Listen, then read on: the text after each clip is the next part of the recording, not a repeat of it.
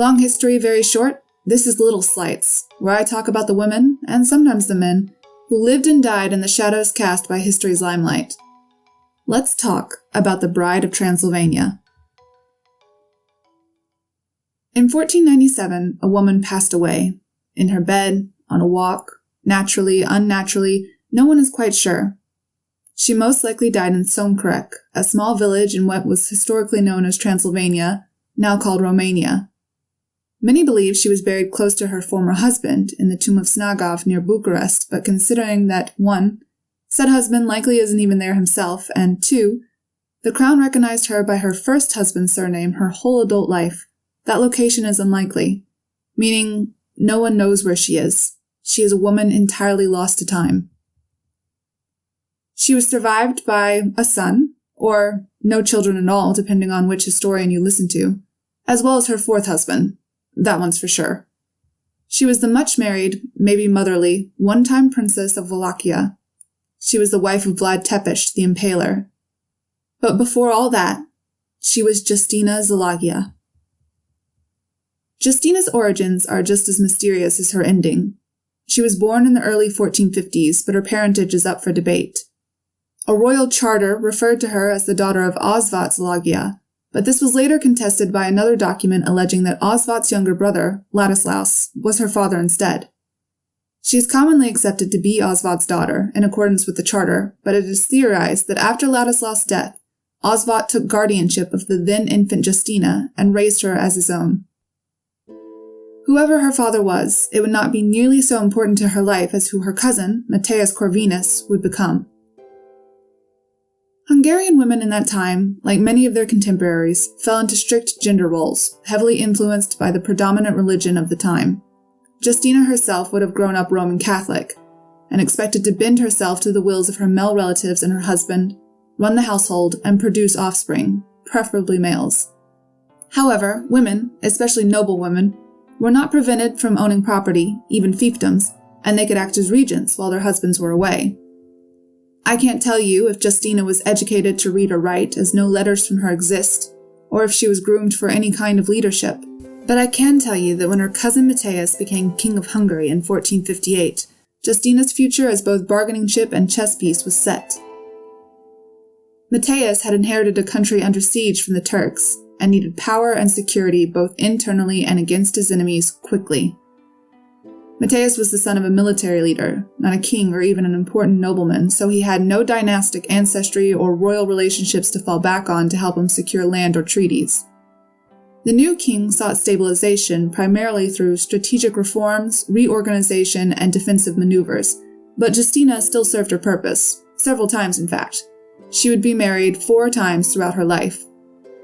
Husband number 1 arrived when Justina was in her late teens or early 20s, sometime during or after 1467. Ladislaus Pongrak of Zint Miklos was part of an incredibly influential noble family who owned a lot of land in Upper Hungary, present-day Slovakia, which gave them a position of power that didn't sit well with our new king. Matthias Corvinus made him surrender some of that land to the crown, costing him a fortress and villages, but it wasn't a complete wash for Pongrak.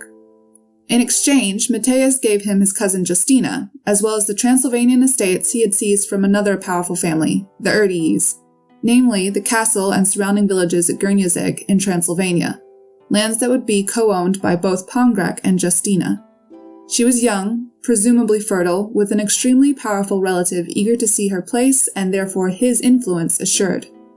It was a good deal for all involved, Justina included, one she likely could have been content with for the rest of her days, but Pongrak died in 1474, leaving Justina with no husband and no children. The land, and the properties therein, however, now belonged solely to her, and what belonged to Justina in a way belonged to Matthias. For a king, you couldn't have tied the whole affair in a neater bow. Land, and therefore power, had been secured in the north and the east, and Justina was a more appetizing tidbit than ever. Just in time, too. To tell the next bit of Justina's story, we'll need someone else's backstory first.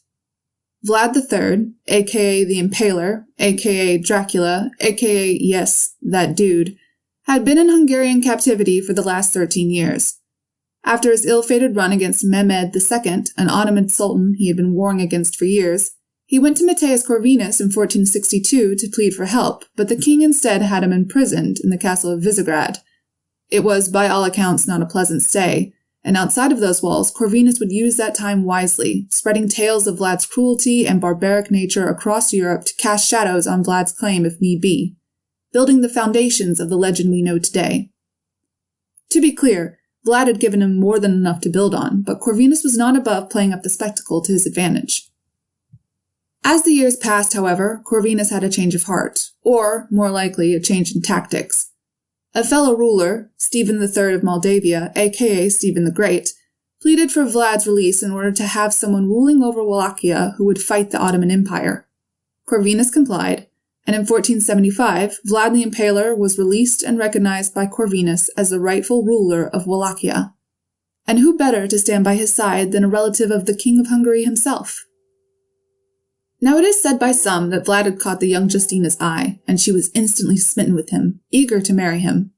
And I suppose it would be nice to believe that there was a smattering of affection there, no matter how small or significant it was. As nice as it can be when the groom is a fratricidal prisoner fond of ramming spikes through people's heads, which, yes, he did actually do. But that consideration was likely a far second to Matthias when he made the match. And so, in 1475, Justina Szilagyi was married to Vlad and became the Princess of Wallachia, according to Hungary at least. The Ottoman Empire was less enthusiastic. In keeping with the theme for this episode, there is no exact date for their marriage. Now I know some of you are getting ahead of yourself. You've read or watched Dracula or one of its offshoots and are currently wondering when Justina is going to throw herself off the ramparts because the Turks have told her that her husband is dead. First of all, a point of order on Vlad's behalf. Bram Stoker's Dracula bears so little connection to the man in question that Vlad the Impaler is not even mentioned in the author's notes for the story. Second of all, if it was inspired by anyone, it would not have been Justina, but an unnamed first wife with whom Vlad had his first son, Minea. She most likely did not throw herself off of any tall buildings either, but we can't be sure. Whatever the case, Justina kept her feet firmly planted on the ground, even as Vlad moved his family first to Transylvania, then to Buda, before eventually settling in Pécs at the very creatively named Dracula-Haza, or Dracula's house. You see, Corvinus may have tied his family to Tepish by marriage, but had not supplied any military support to Vlad's claim in Wallachia, so the next year was spent scrabbling for Vlad's throne. Justina ran Dracula's house as her husband ran negotiations and treaties. Alliances moved like sand under their feet. It was tricky. The whole twisting tale of who led what from where and when in Transylvania, Romania, Hungary, and the Ottoman Empire at that time is a fascinating tale, but not the one you'll hear today. Back to our story. In this time, Justina gave birth to one, possibly two sons. Historians debate over if she was their mother at all, or if they were more offspring of Vlad's doomed first wife. Vlad himself was extraordinarily busy during the marriage, often off in one country or another, capturing fortresses or fending off sieges, so even one pregnancy seems like a miracle. It doesn't help that her sons' histories could compete with Justina's in terms of obscurity. One almost certainly died before 1486, but the other, another Vlad, but not Vlad IV, who was our Impaler's brother, either survived to unsuccessfully fight for his claim in the 1490s, or died young and childless in Buda like his brother. The House of Dracula's luck and heirs was cancelled out by those heirs' close friendship with the Grim Reaper, as Justina was soon to find out. Vlad went to fight the Ottomans in Bosnia, Transylvania, and his own Wallachia on the behest of Corvinus and other nearby rulers for the entirety of early 1476. It yielded success in the fall, where he was once again crowned by the people of Wallachia as their prince. For 2 whole months, Justina was by his side, now formally known as the Princess Consort. Then the Ottomans returned. Vlad and his forces were massacred in battle in early January 1477. Vlad and Justina had been married less than 2 years. Picture a woman and 2 children. Wait, maybe take the children away. Justina was crownless and the widow of an overthrown ruler. It was dangerous territory for anyone to be in, and Justina needed a safety net. Her only remaining source of power was the Transylvanian estates she had gained from her first marriage, the castle at Gernezeg and the surrounding villages, but those were in danger now too. The Erdei family of Sonkrek, the original owners of the property, were disputing her claim in favor of their own. Backing them was the prominent Suki family, who had their own ties to the land. Most historical facts about this time are fairly cut and dry, but there are a few that remarked that the fight was bitter and Justina stubborn. She was determined to win. Marriage had gotten her power before, and it was not surprising that it was this avenue she turned to again. Paul Suki was the nephew of the previous Suki owner of her estates and husband number 3 for the former princess. They were most likely married in late 1478, almost 2 years after Vlad's death, with the first reference of her new role in late January of 1479. Justina and her Schrödinger of offspring were seemingly safe once more. But like everything in her life up to that point, it would not last for long. Suki died in that very same year, leaving Justina thrice widowed and once more embroiled in land disputes with the Erdei family. She decided to give the marriage thing one more try, and this time she went straight to the source. 2 years after the death of Suki, she wed a 4th time. Her groom was a member of the very family giving her so much trouble, John Erdei of Somkerek. It would be her last marriage. Gurniazeg was hers, Justina was secure. After a lifetime of kings and princes and husbands, she settled down for an unremarkable life for the next 16 years. She died in 1497, outliving 3 husbands, possibly 2 sons, her crown's usurper, and her cousin, the man who ostensibly set her on her original path, Matthias Corvinus.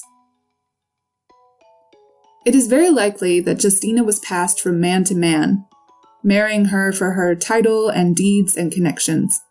She was a woman in a time unfriendly to the autonomy of her gender, and perhaps she had no choice at all, we don't know, as all she ever is a byline in a list of matrimonies. But here's another take. Justina made herself safe. She knew that property was power, and one of the very few kinds a woman could lay claim to, and so, once she had it, she made sure to hold on to it with everything she had available to her. If that everything was her gender, her bloodline, and her subsequent marriageability, so be it. You use what you have. In a world of shifting power and alliances, Justina sunk her roots into Transylvania, and she would not be moved. I know which interpretation I like better, but even if I'm completely wrong, it doesn't make her any less of a person. And anyway, this isn't my story, it's hers. Justina Szilagyi's. Whether she was pawn or player, she lived, and that's what matters.